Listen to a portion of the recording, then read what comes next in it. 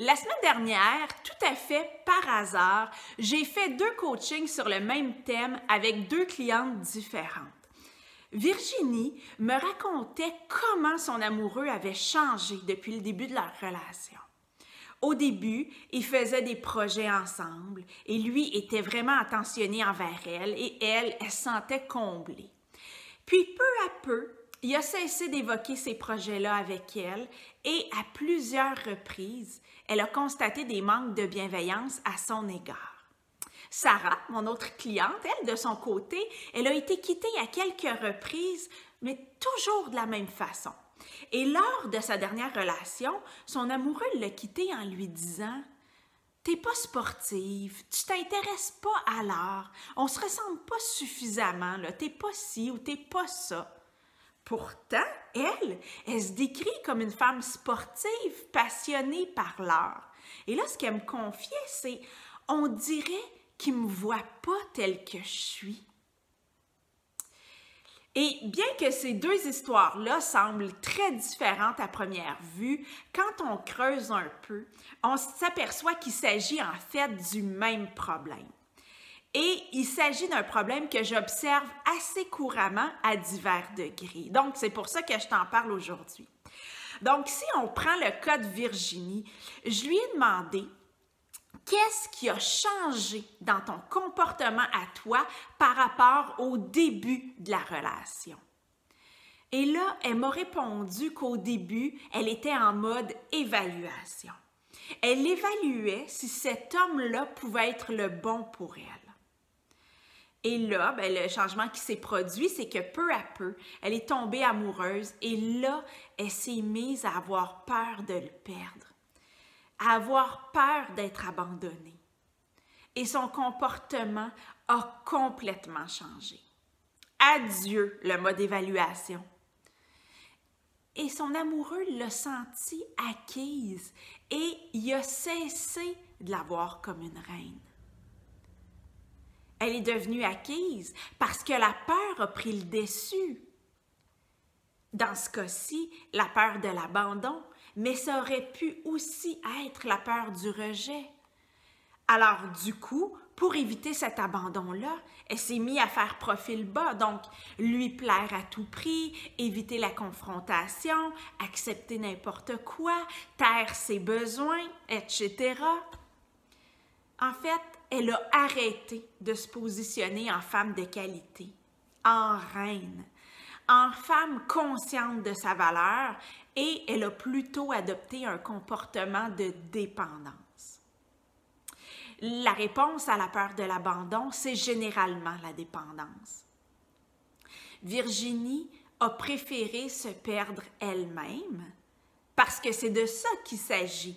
Quand on se met à vouloir plaire à tout prix, éviter la confrontation, accepter n'importe quoi, taire ses besoins, ça s'appelle se perdre soi-même. Donc, Virginie a préféré se perdre elle-même que de perdre la relation. Et du côté de Sarah, c'est essentiellement la même chose. Lorsqu'elle entre en relation, elle cesse de s'affirmer en croyant qu'elle va plaire davantage de cette façon-là.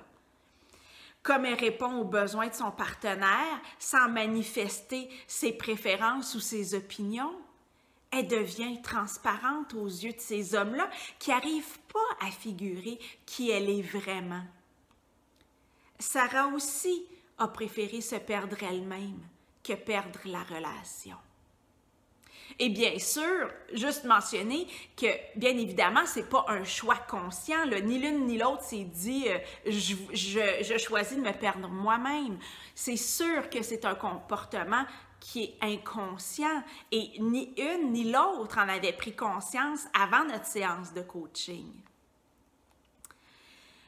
Je trouve important d'en parler aujourd'hui parce qu'il s'agit d'une fausse croyance vraiment répandue que de croire que la meilleure façon de plaire et d'être aimé consiste à toujours dire oui ou dire comme l'autre, taire ses préférences, ses opinions, accepter n'importe quoi, ne pas mettre ses limites et ne pas nommer ses besoins. Bref, plus on s'adapte et plus on est aimé. Et là, je répète qu'il s'agit d'une fausse croyance dont tu dois te défaire si tu souhaites vivre une relation épanouissante et durable.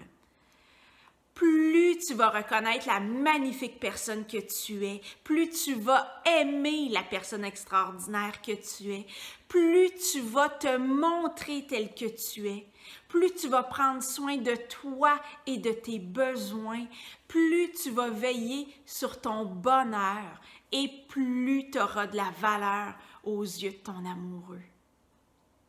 Si tu changes ton positionnement, donc qu'au lieu de tout faire pour ne pas perdre la relation, donc tu changes ton positionnement sur rester centré sur qui tu es, sur tes besoins et que tu préfères perdre la relation plutôt que de te perdre toi-même, ton amoureux va y penser 2 fois avant de te prendre pour acquis. Tu es la seule et unique responsable de ton bonheur. Ne perds jamais ça de vue. Ton amoureux est la cerise sur le gâteau de ton bonheur et non pas le gâteau. Maintenant, comment faire pour savoir si tu as glissé dans un comportement de dépendance? Bien, pose-toi ces questions-là. Est-ce que tu évites de dire des choses ou de poser des gestes par crainte de déplaire? Est-ce que tu laisses ton partenaire dépasser tes limites sans rien dire? Est-ce que tu dis toujours oui lorsque tu penses non? Est-ce que tu as peur d'aborder certains sujets ou de nommer tes besoins? Est-ce que tu affirmes qui tu es?